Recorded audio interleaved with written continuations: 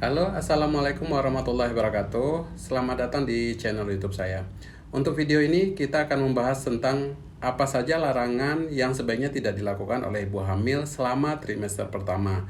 Karena materi ini penting sekali untuk bagi yang hamil dan mau hamil, sebaiknya ditonton sampai selesai videonya agar mendapatkan informasi dan bisa untuk dihindari hal-hal yang dilarang dan bisa mendapatkan keturunan yang baik dan sehat. Oke?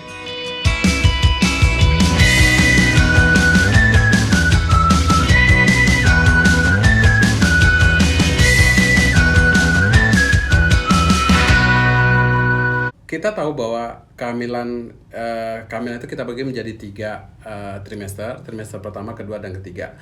Nah, di trimester pertama ini ada hal yang sangat penting karena trimester pertama ini adalah proses terjadinya organogenesis. Jadi proses terjadinya pembentukan sel-sel, pembentukan organ-organ janin. Jadi dari 0 sampai 16 minggu itu janin-janin mulai kebentuk, tangannya mulai kebentuk, jari-jari, otak, jantung, ginjal. Jadi semua organ itu terbentuknya di trimester pertama.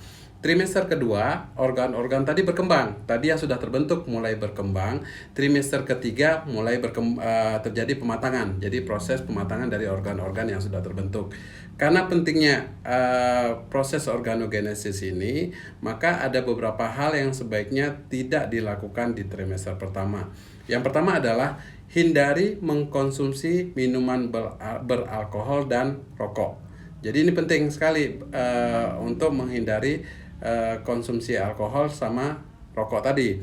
Karena alkohol dan rokok itu bisa menyebabkan gangguan-gangguan pada pertumbuhan janin. Jadi jika si ibu melakukan atau mengkonsumsi alkohol ataupun merokok pada trimester pertama, itu berhubungan dengan terjadinya perkembangan pertumbuhan janin atau pertumbuhan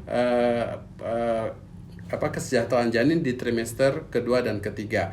Biasanya kita akan mendapatkan janin-janin yang IUGR yang terjadi gangguan pertumbuhan janin, dan ada juga kelainan-kelainan yang disebabkan oleh konsumsi alkohol pada trimester pertama. Jadi untuk rokok, khusus untuk rokok sebaiknya dihindari, baik itu rokok aktif ataupun rokok pasif. Jadi walaupun si ibu nggak merokok, tapi kalau suaminya merokok dan berada di lingkungan si ibu, tetap akan kemungkinan bisa menyebabkan gangguan pada pertumbuhan janinnya.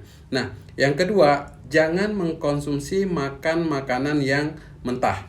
Jadi hindari pada saat trimester pertama ini untuk mengkonsumsi makanan-makanan mentah, karena makanan-makanan mentah di sini akan mempunyai potensi menularkan penyakit. Jadi banyak kuman-kuman yang tidak mati pada makanan-makanan yang tidak dimasak dengan baik. Misalnya seperti toxoplasma, kemudian cacing pita, dan kuman-kuman yang lain. Itu sebagian besar tidak mati jika tidak dimasak dengan baik. Jadi kalau ibu-ibu hamil muda kemudian mengkonsumsi makanan mentah, daging mentah, mempunyai potensi untuk terinfeksi. Jadi hati-hati pada trimester pertama, jangan sampai mengkonsumsi makanan mentah, termasuk di sini seperti lalapan, kemudian steak yang dimasak kurang matang, kemudian telur mentah, susu yang tidak dipasteurisasi, itu termasuk pada makanan mentah.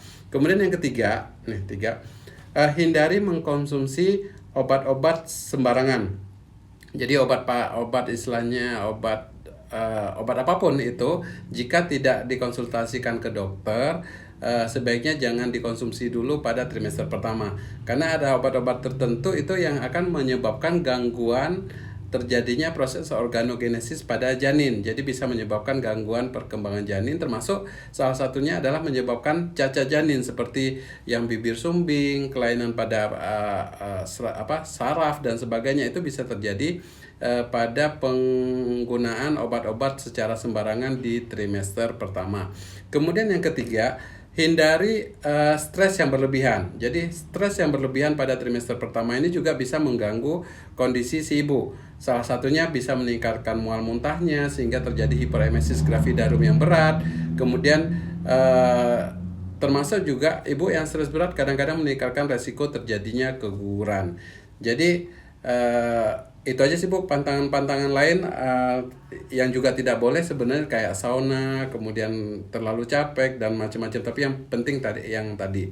Oke Bu, semoga ada manfaatnya. Jangan lupa tekan tombol subscribe di bawah, like dan di-share di media sosial Anda. Sampai ketemu di video berikutnya. Assalamualaikum warahmatullahi wabarakatuh.